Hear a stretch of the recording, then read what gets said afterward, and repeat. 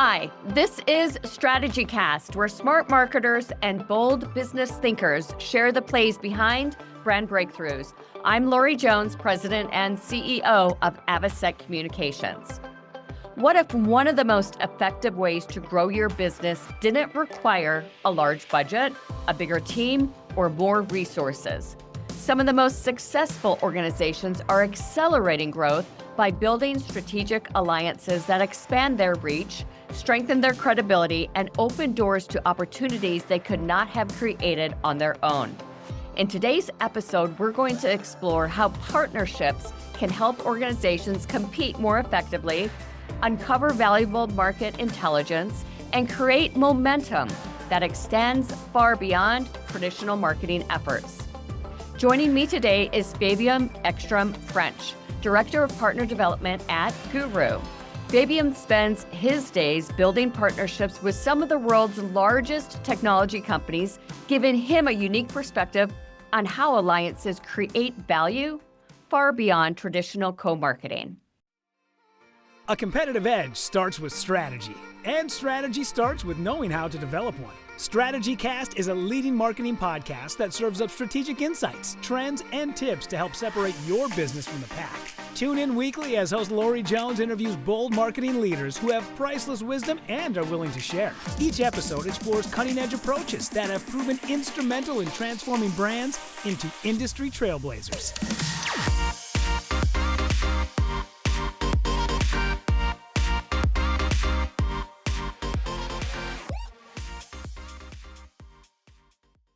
Welcome to the show, Fabian. Thanks, Lori. Good to be here. Oh my gosh, I'm so excited to dive into this topic. It really is, for so many people, it seems like a basic. It seems like it's already, in play, part of the marketing or sales strategy. But you're really going to take it to another level today and really share with our audience some incredible insights and tips and best practices on how to make a stronger revenue model with this sort of approach. Before we get there, tell us a little bit about your journey. Yeah, so my journey, I actually very first fell into partnerships in a tech startup where I'd broken their commission structure as a customer success person, and they were essentially like, "What do you want to do?"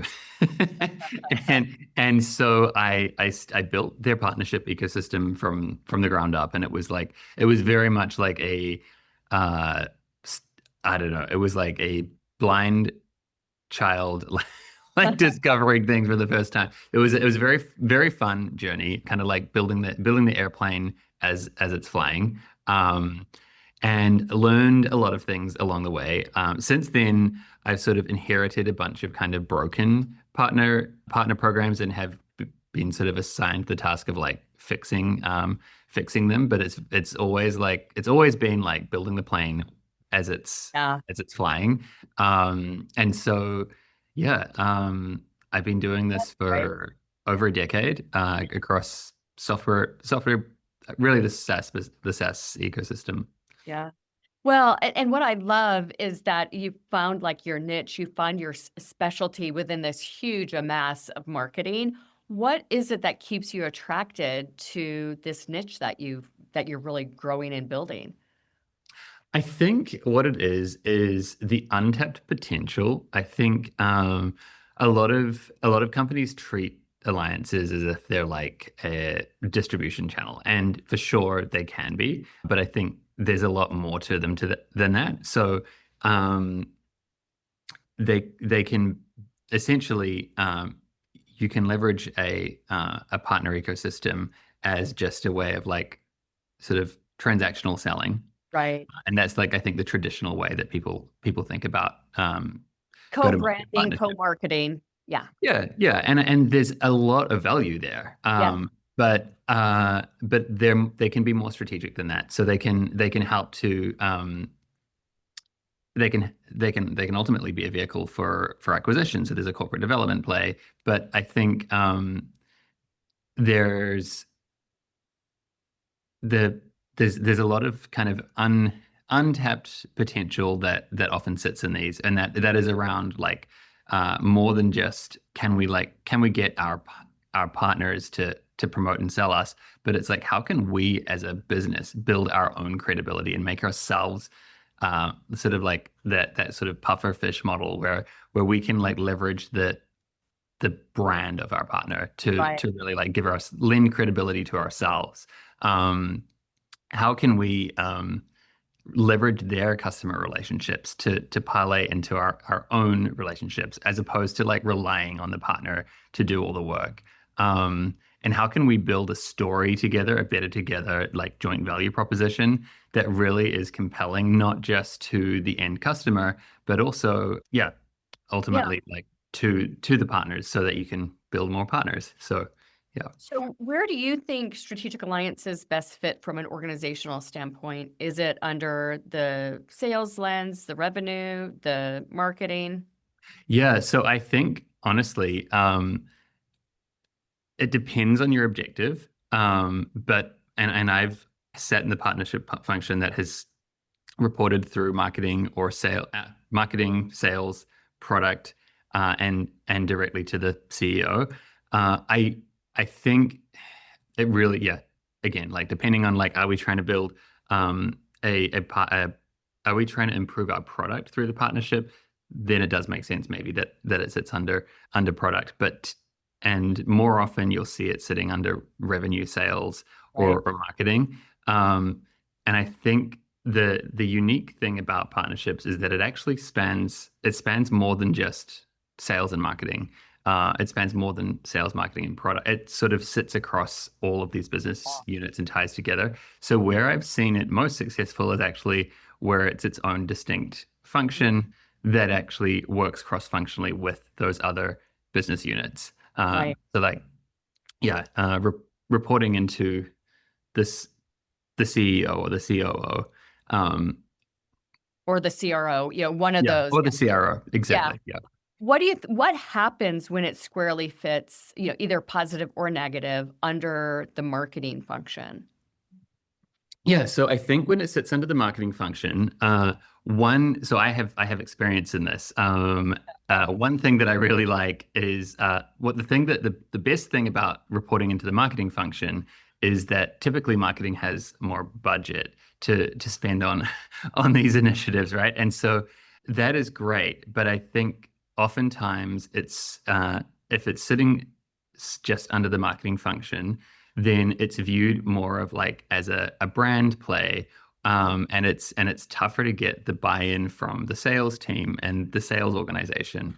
And it's certainly like from a product standpoint, if there is a product play, just seems like a very, very different function. Right. Um, I think when the partnerships function reports into um, the CEO or the CRO, where like revenue is tied, it tends to be viewed as more strategic um, and more influential on the overall business outcome. So And if you think about it, as the market is becoming more and more and more competitive, strategic alliances ultimately can really help with that differentiation and distinction.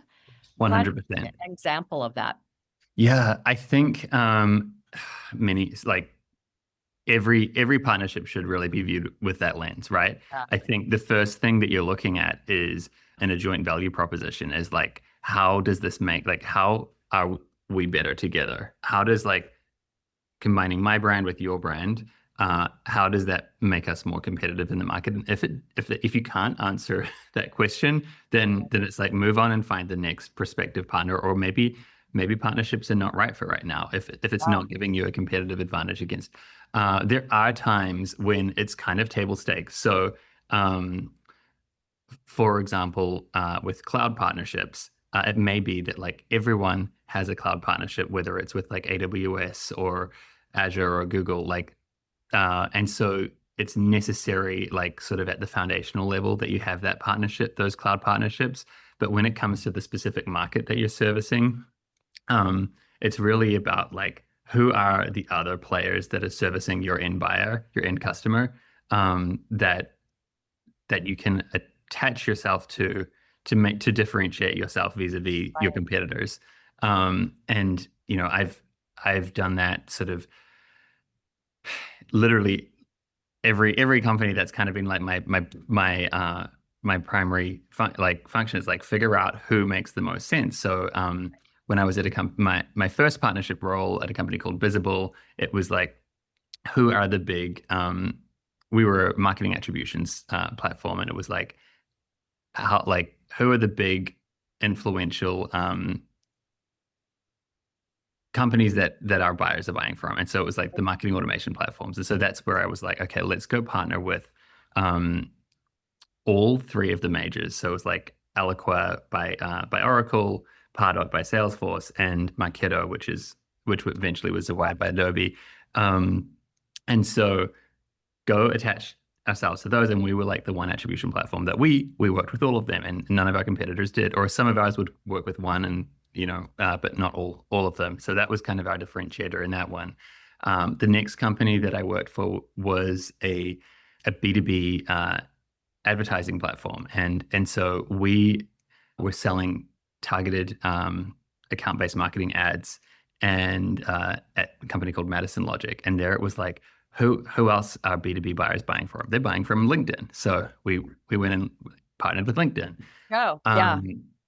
Then, and on the other side, we're also partnering with like ad agencies, and so it was like it was always a multifaceted thing. And then, as you're sharing all this, I think what's really interesting about it is I think the first place our listeners are going to go to is that there are lots of partnerships in the tech space. But if you take a look at healthcare, Cleveland Clinic and American Well Telehealth, take a look at automotive, Ford and UPS. This one we all know very well. Yep. Target and Starbucks. Target and now Ulta Beauty. I mean, Target has done an incredible job really forming these partnerships. GoPro and Red Bull. Yeah. So there's great reasons to build these strategic alliances outside of the tech industry. I think tech typically has, because of all the APIs, more and more and more and more and more that are deployed. But think outside of the box with your own company on what you can do with this. Completely agree. I think like tech partnerships kind of lead the way in that, like, they're integrated. It's kind of seems natural, but consumer brands are doing amazing things in this space as well. Yeah. And we appreciate them as consumers in a big way. I mean, there's nothing better than shopping Target and being able to drink your Starbucks along the way. So let's kind of reverse engineer the strategy behind this a little bit, because I think, those partnerships, especially in the B2B space, really become a source of intelligence or a source of truth, a source of camaraderie, all sorts of different reasons why. And you talk about alliances specifically as a source of intelligence. What do you mean by that? Yeah. So when I talk about alliances as a source of intelligence, I'm thinking about the knowledge of their own customer base, for example. So like you as a business owner, you have a pretty good idea who your clients are and what their needs are, and what their budgets are, and all of the stuff that like me, maybe as your like prospective partner, I may want to sell to that same client list. Like I may know that we've got the same ideal customer profile, but I don't have any visibility into any of that. I don't know how big their orgs are. I don't know how many employees they have. I don't know what they're planning on spending. I don't even really know what their priorities are. And this is all intelligence that partners are able to share.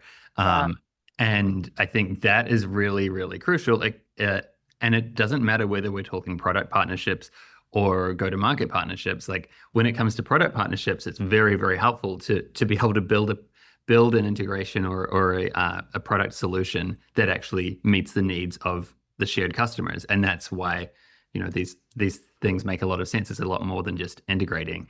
Right. When it comes to go-to-market partnerships, it's really understanding like what are the needs, what is it that they're actually going to respond to, what are they going to be willing to pay for, because you can create something that on paper looks really, really good, and theoretically is a great new product, but if it's not a need that the consumer or the customer really feels, like if it's not addressing a pain, if it's a nice to have and not a need to have, then it's very different in terms of like what the outcome's going to be.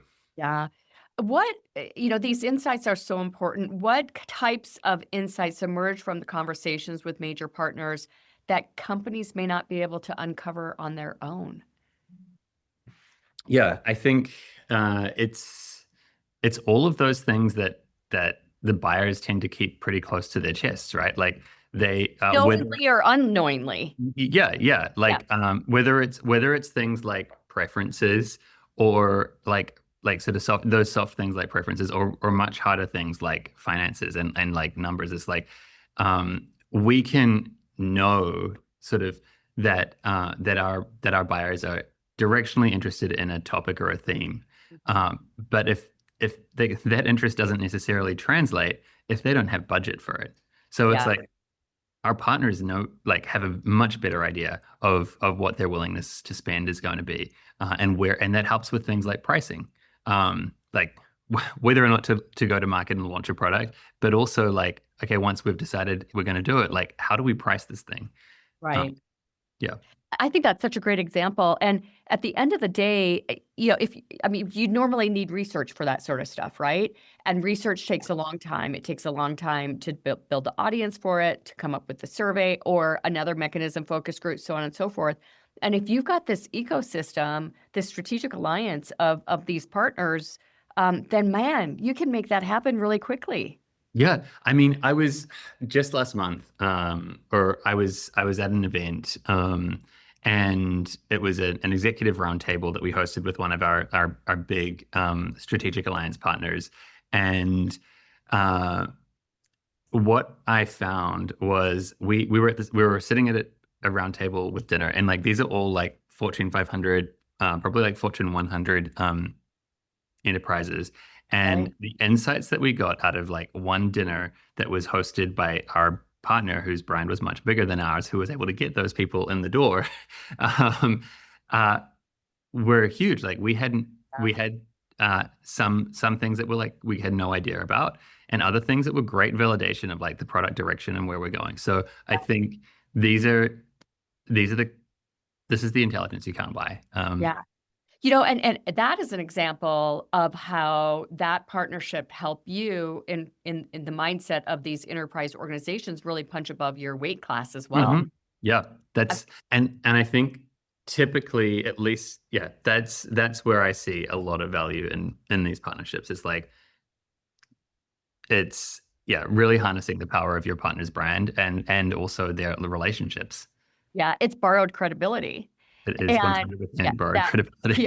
that borrowed credibility, how does that play into customer acquisition and growth for most organizations? Yeah, I mean, I think if we're talking about borrowed credibility, it is literally like bringing, uh, in that last example, it's like bringing those executives to the table because because they are either customers of this large partner, or um, they just recognize that brand Yeah. and they respect it. And so it's like we can leverage their credibility to get them into the room. And then, you know, on the invite, it might have both of our logos, but Yep. if you're the small company that no one's ever heard of, like good luck getting these enterprise executives to the table. But as soon as you've got that recognizable big, top tier logo, people are interested. They And really are. and it really is like something that money can't buy. Like you could spend, it doesn't matter how much money you spend on an event, but if you're an unknown, people are not going to be interested. So Yeah. That's truly the best way to make it happen. So we've talked about like an executive roundtable dinners. We've talked about really large events. What are some examples of alliance approaches that have been real effective for you? yeah, I think those examples are great ones. I think really focusing I guess when we think about like alliances generally, they can be very broad. I've been at companies where we have had everything from like the distribution, like the old school like distributor alliances, where you've got like the distributors who sell through the resellers, um, and then like you've got OEM relationships where you've got your software is sitting on top of someone else's hardware, um, Oh, and then services partners that are like providing services around your software, to and to technical integration partners and all of these different things, cloud partners, silicon partners, um, which is great. And it's like all of these things have value. But I think when it comes back to like strategies that work, I think figuring out like where am I going to get like the most return on my investment? Where am I going to get the most immediate value? And really focusing on that because it may be that there are all these different categories of alliance that make sense for your business. right. But typically, you've got to start in one place, and it's that whole 80/20 rule. Like you can put 80% of your effort into the um, the the partnerships that are going to have the highest impact. So that are going to likely have 80% of the value. If you still see that there are these other partnerships that may be interesting, don't completely ignore them. Right. Do explore them, but maybe plant some seeds, do a little bit of like exploration. But I think focus is the most important thing when it comes to partnerships. It's very easy to get distracted by all of the shiny objects because theoretically, when you're a business that's servicing whichever market, there are so many other players in the ecosystem. And Right. there's always an angle. Like once you start seeing them, they're everywhere. And it's like the opportunity is kind of endless. And it's like, no, you really need to figure out where you're going to get the most, have the most impact, focus on that, and really see it through to where it's actually translating to the goals that you're trying to achieve. And once you've got that motion moving and you can staff it, and only then do you move to really focus and shift your focus to the next one that you think is going to have the biggest impact and test and validate. And once it's moving, you can sort of, I think like incrementally, um, that's the best way, sort of incremental growth with focus because that scattered approach, as exciting as it can be, does rarely works. Yeah. Well, Um, and I think with that said, I mean, the best lessons in life are the ones that are the hardest lessons, right? And typically we say, okay, now we know not to do that again. What mhm. is an example of something that you deployed or the team deployed that felt, it was going to be fantastic and it flopped? Yeah. What's a good example of that? You know, I was at a company recently where we had decided as an organization that we were going to focus on partnerships, which is great. And we had decided that we were going to focus on distributors because a lot of our customers would buy their software and hardware through distributors. And so when we were looking at like evaluating which distributor should we focus on, we thought, you know what, let's start with one of the really big ones because they have this global reach. They sell to everyone. All the big enterprises buy from them. Wow. It seemed on paper like there was like this overlap between our ideal customer profile, and there were definitely sort of some better together stories between like our software and some of the other hardwares and products that these distributors were selling. And so we're like, let's go all in. And we spent a reasonable amount of budget and time and effort on this really large distributor. The thing is, Here uh, we go. yeah, the thing is, the large distributor, yes, they had the reach, and yes, they had the huge sales team, and we ran like all of these great like enablement sessions and all of these things. Um, but the fact was, this large distributor had line cards of like thousands and thousands of products, and Wow. the software that we were trying to sell through this distributor was actually a relatively low like price point per unit. And so for these sellers, it was like kind of an obscure thing, like not the most common like scenario that they were running into selling. So there was like that was sort of counted against us. But then also they could sell like um, cloud services at like or in data centers like so much higher. Like the size of these deals are so much bigger. So they're like, why would we focus our energy as much as we like you people, as much as Yeah. it sounds like you've got a great product? Yeah. We rarely hear about that use case across our thousands of customers. Yeah. And so that was a really interesting learning where it's like the biggest shiniest thing with the biggest logo and the biggest name and the biggest theoretical reach on paper. Um, it's not always there, and like you definitely have to test. You Well, you and must, and yeah, and in that situation, really understand who their market is and what they care about. exactly. And I think that's just part of the due diligence that you have to do. But Yeah. that I would say would be like the biggest flop I've I've ever encountered. I will say it paints it like we were like not fully cognizant. It was very much a test. Yeah. It was a test that we thought would probably play out better than it did. We simultaneously tested a much smaller distributor that was much more focused and targeted on our There you niche of go. like and while it had a much smaller like a customer base, that customer base like really felt the pain that we addressed. Yeah. And that much smaller sales force was able to understand like what we did. And it was just a much better fit. And so sometimes, even though something appears to be like lower impact, it can actually be much higher impact. Yeah. It So that was a super interesting learning for me. Well, and now you know. Yeah, absolutely. And it's kind of like when you say it back like that, it sounds really obvious. Yeah. But There's but a I lot think that it goes into it. Now we know. yeah, yeah. And I think that's it. Like oftentimes like something we'll see at face value appear to be like more high impact, and it's really Yeah. worth digging in and seeing like what is the differentiator? Like how does this partnership really differentiate us? And like what is the unlock? Yeah. So I think there's a risk with AI right now. There's a risk, I think, with everything with AI right now, from the standpoint through the lens of we are going to be able to find out no and more no with AI, which means we don't have to do A, B, C, and D.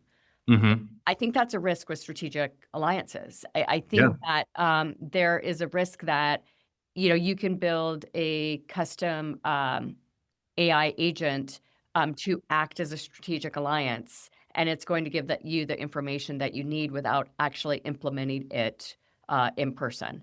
And that might be a little bit of a stretch, but you can kind of see where I'm going with this. I mean, Yeah. the relational side of the end goal of the alliance that I think is super important. The introduction to brands super important, but with even some of the sales agents out there right now, Yeah. seemingly those can take over some of that.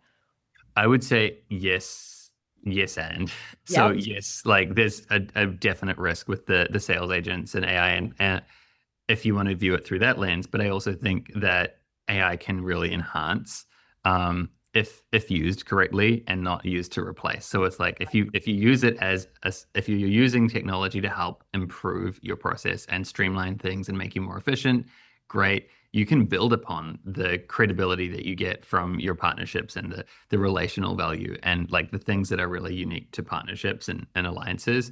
Um, but if you try to like have technology replace altogether, it typically will fail. Yeah, I Um, agree.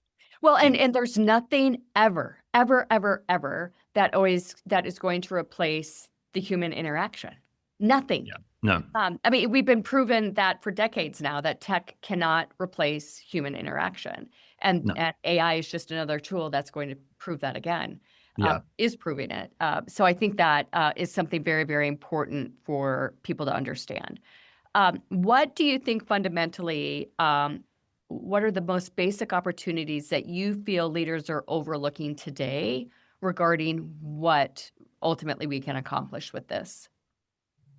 Yeah, I think what's being overlooked with alliances, it does come back to like the this viewing of, and it's not always the case, but oftentimes alliances can be viewed as this like this is just a channel through which we sell, and not actually like zooming out and looking at like actually how can we use this as a channel for like gathering data and insights from like a product development standpoint and a market development standpoint.